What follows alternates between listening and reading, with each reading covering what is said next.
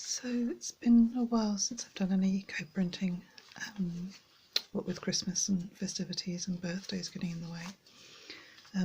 But I have a new toy to play with, a tripod-y type bendy stand. That means I can actually use both hands for unwrapping my eco printed bundles while videoing at the same time. So I'm just going to see how this goes today. But these are the results of my eco print with the lychees, the skins and the kernels, and also the sawdust from the dreadful felling of my neighbour's tree that upset me quite a lot, but I wanted to produce something from it. So I'm hoping to have some little books made of these and video it properly at a later date, sooner rather than later hopefully. But I have the little fabric printed bundles to unwrap. So they've been sat here for a week, maybe now, nearly a week. This one's on the copper pipe.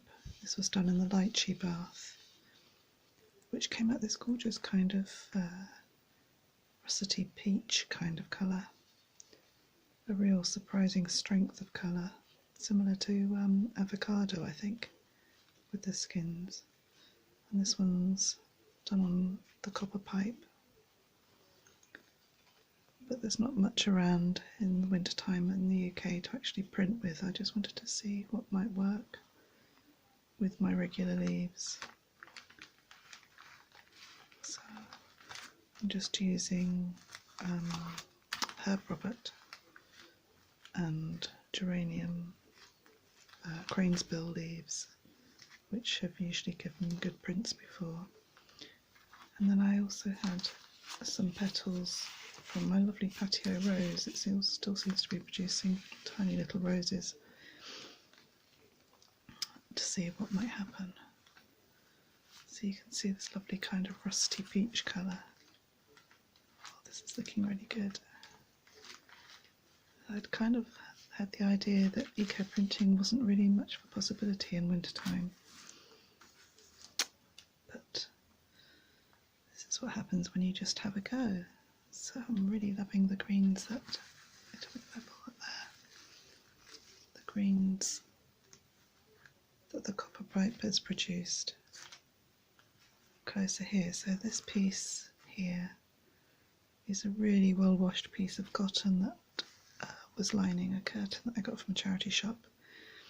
I bought it because it had a French print on it, kind of a 17th century looking print, but actually I've used the cotton lining more than haven't even started using the print yet. Oh, look at this. Right, let me see if I can get this under the camera. So I don't mordant, other than I dip the leaves in my rusty tea solution. So it's vinegar and tea, just old stewed tea bags, and rusty things that you just put in and you leave it stewing for as long as you takes your fancy, and I just keep dipping into it. And then I scattered between the two fabrics with the dried rose petals, and these were really, it was literally just a rosebud that had been sitting on the side, just dried. So we've got a really lovely colour coming out of it. I absolutely adore that print of the geranium leaf.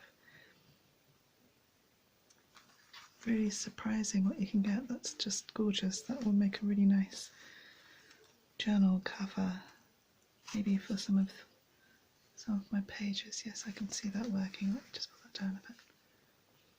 So that's quite exciting. And then this piece here is a very coarse weave of cotton. I don't think I even scoured this one. I didn't wash it or anything. I was trying to unravel.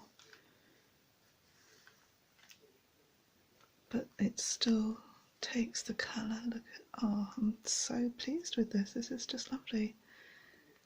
Sometimes the simpler things are the better things. The eco printing has become my kind of go-to therapy. much better for me than eating the calories in the cupboards or whatever, which is other go-to therapies that are not so recommended. And I just love, I love the layers of watercolour effects and these kind of bluey greys coming through with the rusty tea solution. And here you can see, oh, look at those beautiful colours there. Let's see if I can get that in view. So where it's been against the copper pipe, it's kind of more greeny tinges coming through. And I love how the colour seeps around the edges, the raw edges in the dye bath. So I guess I was developing the colour for about an hour maybe, with literally just the skins and the kernels of lychees that I'd treated myself to. And then this was probably simmering in there with the tiles and the eco prints that I was doing on the paper for probably about an hour, hour and a half. And then I just left it steeping overnight while it all cooled.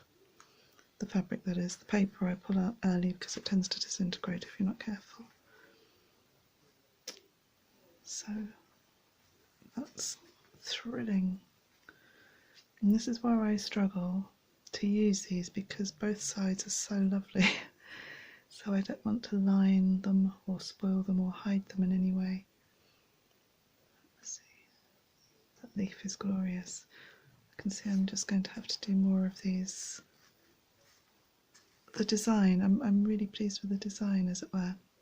So you just get the leaves laid out as if it's a fabric print in its own right. Whereas before I tend to do assorted leaves, but I quite like the border patterning on these. And then a more delicate shade, and you get the nice wavy stripe effects where I've tied the bundle. They're beautiful colours. Thank you for watching.